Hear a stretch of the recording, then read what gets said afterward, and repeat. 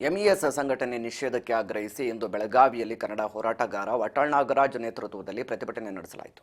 ಇನ್ನು ಇದೇ ವೇಳೆ ಮಾತನಾಡಿದ ಅವರು, ಜಿಲ್ಲೆಯ ರಾಜಕಾರಣಿಗಳಿಗೆ ಎಂಇಎಸ್ ಸಂಘಟನೆ ನಿಷೇಧ ಮಾಡುವ ಮನಸ್ಸು ಇಲ್ಲ.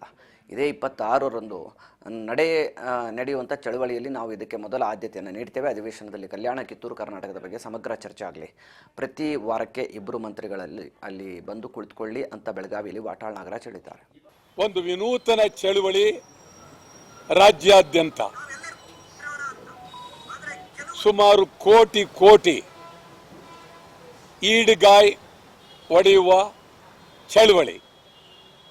ಎಲ್ಲಿ ಅಂದ್ರಲ್ಲಿ ಈಡ್ಗಾಯ್ ಹೊಡಿಬೋದು. ಒಂದು ಸ್ಥಳ ಅಂತೇನಿಲ್ಲ. ಮನೆಯಲ್ಲಿ ಬೇಕಾದರೂ ಅಡುಗೆ ಮಾಡ್ತಾರೆ ಹೊಡಿಬೋದು, ದೇವಸ್ಥಾನದಲ್ಲಿ ಹೊಡಿಬೋದು, ಮಸೀದಿಲಿ ಹೊಡಿಬೋದು, ರಸ್ತೆಯಲ್ಲಿ ಹೊಡಿಬೋದು. ಎಲ್ಲಿ ಅಂದ್ರಲ್ಲಿ ಬೇಡಿಕೆ ಕಾಯಿ ಹೊಡೆಯೋದು. ಅದನ್ನು ರಸ್ತೆಗೆ ಎಸೆದ್ಬೇಕಾಗಿಲ್ಲ, ತಾವೇ ಅದನ್ನು ಕೈಯಲ್ಲಿ ತಗೊಳ್ಬೇಕು, ಯಾರಿಗಾರು ಕೊಡ್ತಕ್ಕಂಥದ್ದು. ಇದು ವಿನೂತನ ಚಳವಳಿ.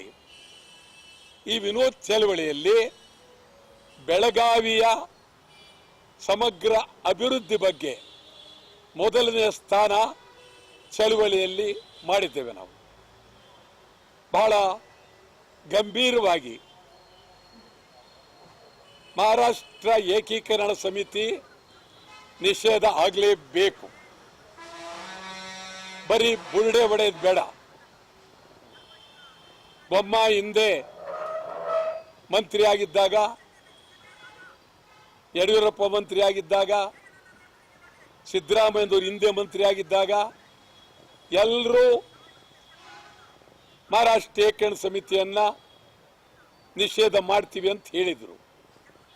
ಯಾರೂ ನಿಷೇಧ ಮಾಡಲಿಲ್ಲ.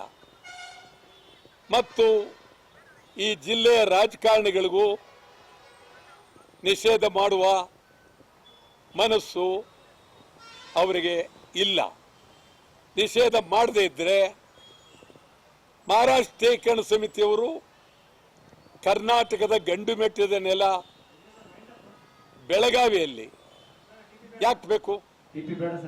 ಮಹಾರಾಷ್ಟ್ರದಲ್ಲಿ ಹೋಗ್ಲಿ, ಏನ್ ಬೇಕಾದರೂ ಮಾಡ್ಕೊಳ್ಳಿ.